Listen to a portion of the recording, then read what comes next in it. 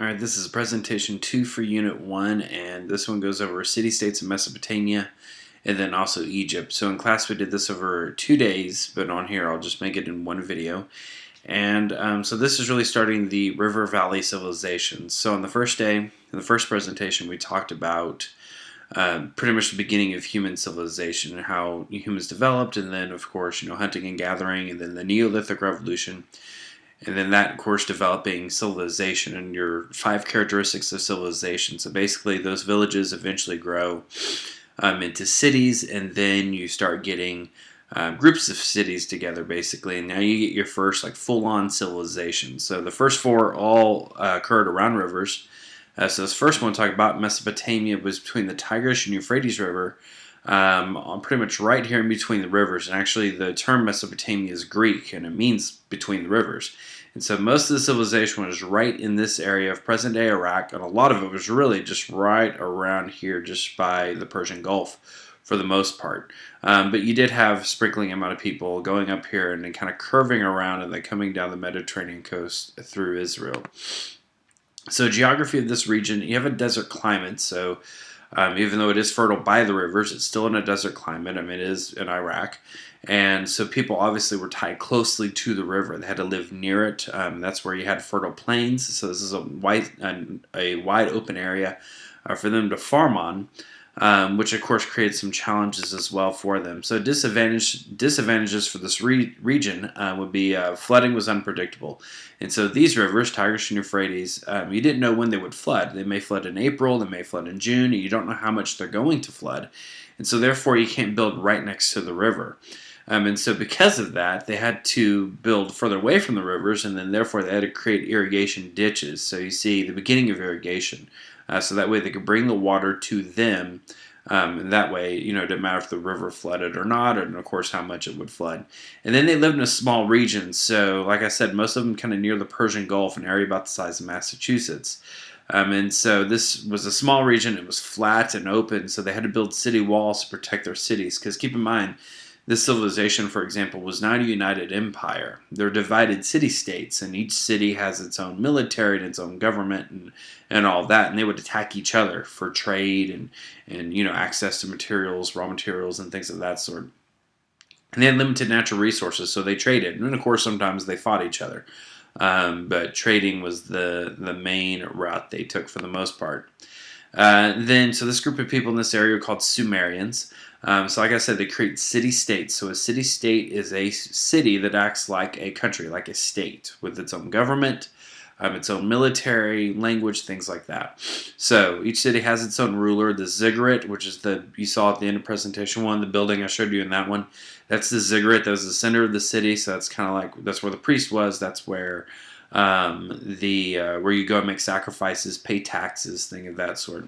Now the priests in Sumeria, they were actually the head of the government, and so this is what we would call a theocracy, and that's a vocab term. And a theocracy is when the religion controls the government. So the laws of the religion are also the laws of the country as well, and the leader of the religion is also the leader of the government. So the priests were in power, except during times of war. Then they would put a general in power, military general. Well, over time, these wars happen more and more often, and of course, people don't like to give up power when it's given to them, so eventually they handed the power over to the generals. I say handed it, they pretty much just kept it for themselves. So eventually that shifted over to more of like a military dictatorship.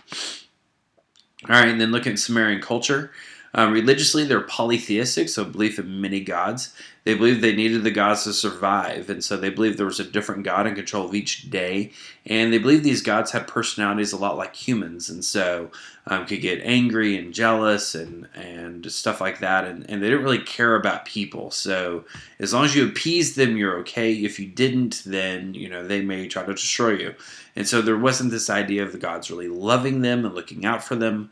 And also, it says they don't believe in an afterlife, and I mean, technically they did, but it was very bleak and so very negative. So anything you would face in the afterlife is going to be very dismal. So there's not this encouragement of like, oh, if you do good things or something like that, you'll go to heaven or anything of that sort. It's just pretty bleak. And so they didn't really focus on death that much. They focus on the here and now. And as we compare to Egypt, it'll be quite different there. So life in Sumerian society, social classes, it's going to be like a lot of societies. You have your priests and kings at the top. Your wealthy merchants are next. And below that is most of your people, like the 98%, or field workers and things like that. And of course, at the bottom were slaves. And each society treated slaves differently, but generally speaking, in ancient times, slavery was not nearly as bad as what we saw here in the Americas during the African slave trade. So slaves, depended again on the civilization. Sometimes they were treated horribly, just like property. Other places, they treated them very humanely, treated them like part of the family, and they could actually get their freedom, more like indentured servants, where they would be offered freedom after a point of service, or you may sell yourself into slavery because you have too much debt and you can't pay it back. You could sell your kids into slavery to get rid of your debt. But and then of course, as they conquered, if you conquered another group, you may enslave them for a while.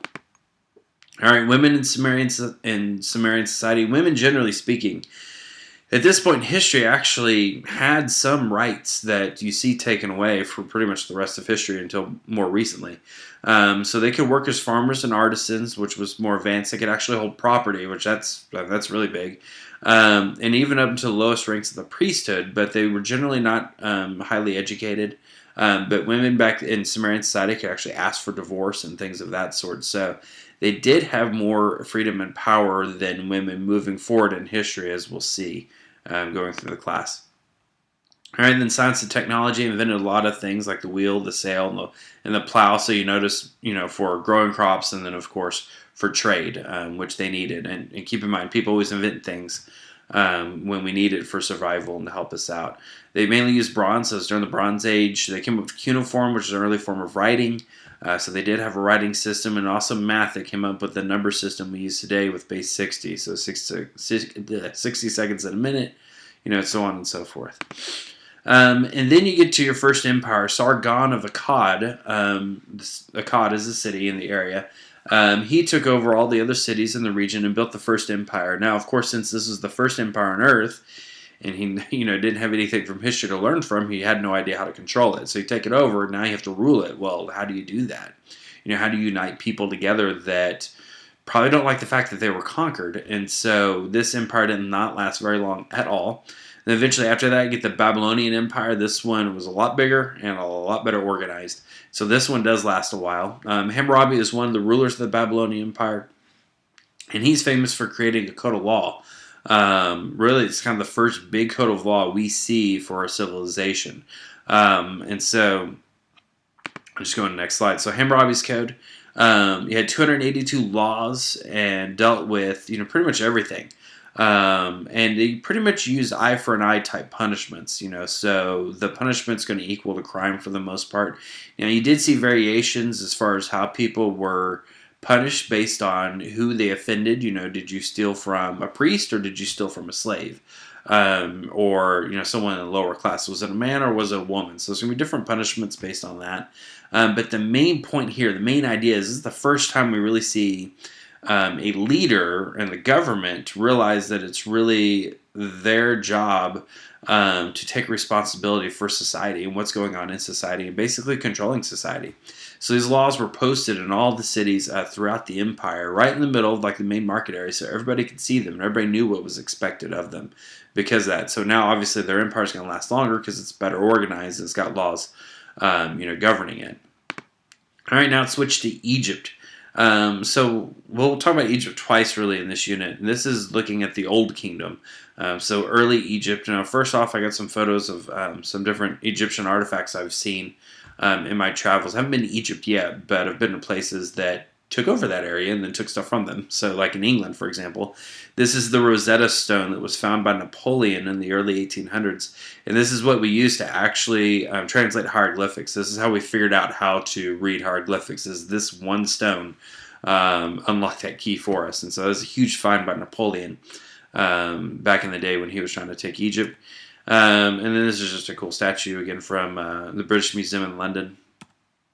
There's a mummy inside there, and there's a mummy right there. We'll talk about mummification a little bit as well.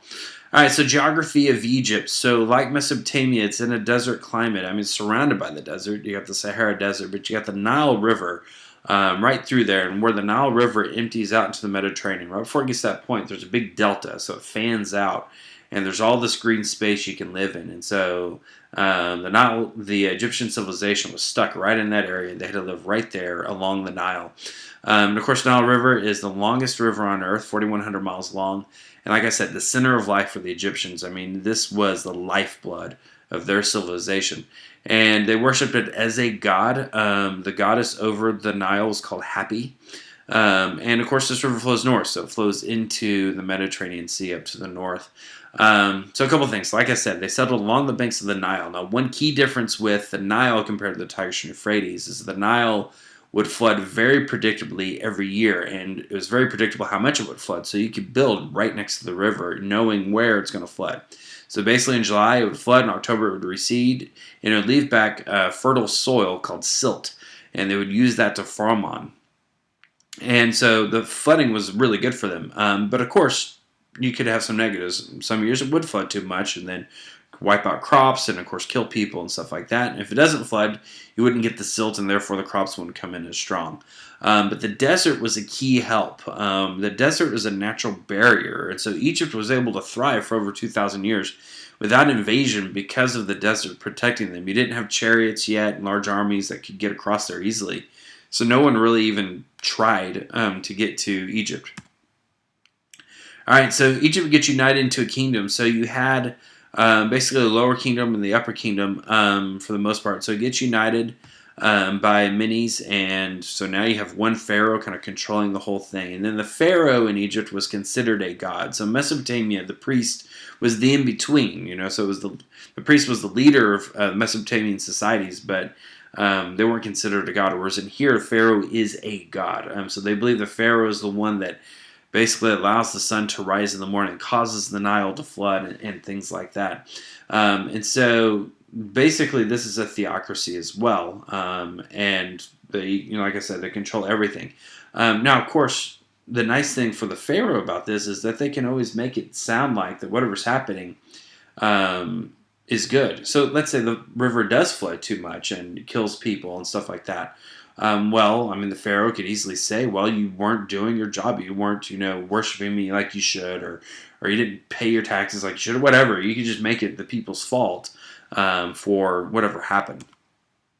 All right. And then, of course, this is the time when the pyramids were built. And this is before the wheel. And, of course, these are tombs for the next life for the pharaoh. And they built it for the pharaoh because they believed that his spirit, called the Ka, ruled over Egypt along with the current pharaoh. So basically, they wanted to make sure that his spirit was protected and would be able to be there and help rule. And so the biggest pyramid, the main pyramid there at Giza, the Great Pyramid, is 2 million stones stacked 481 feet tall, covering 13 acres at the base. This was the tallest structure on Earth until the Eiffel Tower was built in the late 1800s. And it's just an incredible feat of work. I mean, these stones were quarried over 400 miles away, brought up by boat. They weigh anywhere between 2 to 10 tons or so, stacked perfectly in place, and took about 22 years to build. It's just incredible engineering to be able to do that at that time. All right, a little bit more about Egyptian culture. So they are polytheistic, or were, I should say. They believe in many gods. Some of the big ones, you got Ra, which is the sun god. Obviously, the sun's going to be very important for bringing in the crops and stuff like that. Horus is the god of light. Isis, mother and wife. And then Osiris, god of the dead, which is going to be another very important one, considering that their culture is going to focus so much on death. And one thing, too, kind of about the pyramids, kind of going back to that real quick, is that, looking at how much the Egyptians worked on those, before historians thought it was probably slaves that worked on these pyramids, because, who would want to do that? But through more investigation and just learning more about Egyptian culture, anthropologists really now believe that people actually volunteered to work on the pyramids, because when you think about it, like the Egyptians are so focused on death, they knew that obviously you're going to be dead way longer than you're going to be alive. And so everything you did in life was preparing for that, making sure you were in a good spot when you died. And so building the pyramids would pretty much guarantee that. I mean, what better thing could you do in life than build a building for a god. And so people would volunteer to actually build the pyramids. That's how much they were focused on death. That's how important Osiris was to them. And they believed that if you weren't good, that if your bad deeds outweighed your good deeds in the afterworld, then the devourer of souls would come out, which is this fierce beast, would come out and pounce on your heart and gobble it up and eat it in front of you. And so, that image, that idea obviously is going to encourage people to work hard and be focused on doing good. All right, and this also gets into mummification. Again, they're focused on death because they believe that you needed your body in the afterworld. And there were certain organs you needed to have with you that they keep in jars with your body around you. And also, of course, they would bury you with items that you would need in the afterworld. They buried them with the Book of the Dead, which is directions to the afterlife as well. So mummification, you may generally know how it works. So, they take the organs out, they get the brain out through a hook, they stick up the nose and wiggle around, the brain comes out the nose. And then they cover the body in salts and stuff like that, wrap it up, and let it sit for several days. But, it holds pretty well. Like this mummy you see here on this slide, this, that child is, at least I'm thinking it's a child based on the size. But, that's, 4,000 years old and still preserved that well. For being that old. All right, and then social classes and life in Egypt. So again, the king, queen, royal families at the very top. Then you have wealthy landowners, government officials, priests, army commanders, all that are the upper class. Merchants and artisans are your middle class, but most people, so again, remember, like 98% are going to be at the bottom, were peasants, farmers, unskilled laborers, and stuff like that. But one thing with Egypt that was different is that it was always possible to move up and go to a different level. So you weren't like born and stuck in that class. You could move up and down as well. All right, then writing, of course, they use hieroglyphics, and this is where you basically use pictures, and so they don't really have sounds with them. And when you think about it, especially early writing, it makes sense to do it this way because the way our brain works, it works with images. Like if I say think of an apple, you're going to think of an actual apple. You're probably not going to think of the word apple. You're going to think of the image. And so it makes sense that a lot of early human writings are going to be symbols that represent an idea because that's how our brain functions naturally. They also came up with the first paper, papyrus. These reeds that grow along the Nile, they're able to take that, put them together, dry them out, and basically create paper as well.